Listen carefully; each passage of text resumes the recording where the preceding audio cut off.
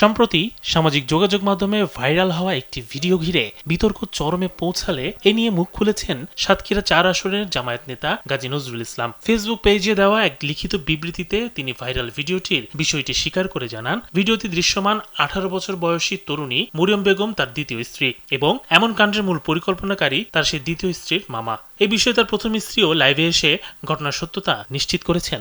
আসসালামু আলাইকুম, আমি মাকসুদা ইসলাম, আমার স্বামী গাজী নজরুল ইসলাম শহীদ মরিয়মের সাথে বিবাহ হয়েছে, এটা নিয়ে যারা কুৎসলটাস তীব্র প্রতিবাদ জানে।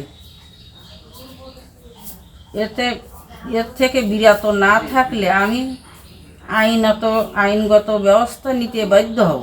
এদিকে জামায়াত নেতা গাজী নজরুল ইসলামের ফেসবুক পেজের এক পোস্টে দেখা যায়, ঘটনাটি গত ১৩ জুলাই ২০২৬ তারিখের এবং এর পেছনে তার নিজ গাড়ি চালকের পরিকল্পিত ব্ল্যাকমেইলিং ও চাঁদাবাজির অভিযোগ তুলেছেন তিনি। গত ১৩ জুলাই তিনি তার প্রথম স্ত্রী মোসাম্মদ মাকসুদা বেগম, দ্বিতীয় স্ত্রী মরিয়ম বেগম এবং গাড়ি চালক ওবায়দুল্লাহকে নিয়ে দ্বিতীয় স্ত্রীর বাবা মোহাম্মদ মাসুম বিল্লাহর মগবাজারের ব্যবসায়িক কার্যালয়ে যান। সেখানে তারা প্রায় সোয়া ১ ঘন্টা অবস্থান করেন।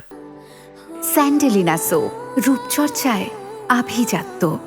অবস্থানকালীন সময়ে চালক ওবায়দুল্লাহ সুকৌশলে ৬ থেকে ৭ জন অপরিচিত ব্যক্তিকে ওই কার্যালয়ে প্রবেশের সুযোগ করে দেয়। বিবৃতিতে আরও উল্লেখ করা হয়েছে, ওই অপরিচিত ব্যক্তিরা কক্ষে ঢুকে এমপি ও তার পরিবারের সদস্যদের পরিচয় জানতে চেয়ে হেনস্থা শুরু করে। এক পর্যায়ে তাদের নিচে একটি চায়ের দোকানে নিয়ে গিয়ে ৫ লাখ টাকা চাঁদা দাবি করা হয়। তাৎক্ষণিকভাবে কিছু টাকা প্রদান করার পর তারা সেখান থেকে মুক্তি পান। ঘটনার পর গাজী নজরুল ইসলাম জানতে পারেন যে এই পুরো পরিস্থিতির মূল পরিকল্পনাকারী ছিলেন তার গাড়ি চালক ওবায়দুল্লাহ, যিনি সম্পর্কে দ্বিতীয় স্ত্রীর মামা। তিনি এর তীব্র নিন্দা জানিয়ে বলেন, এটি সম্পূর্ণ একটি সাজানো ঘটনা। তিনি এই ষড়যন্ত্রের মূল হোতা চালক ওবায়দুল্লাহ সহ জড়িতদের দ্রুত শনাক্ত করে দৃষ্টান্তমূলক শাস্তির দাবি জানিয়েছেন।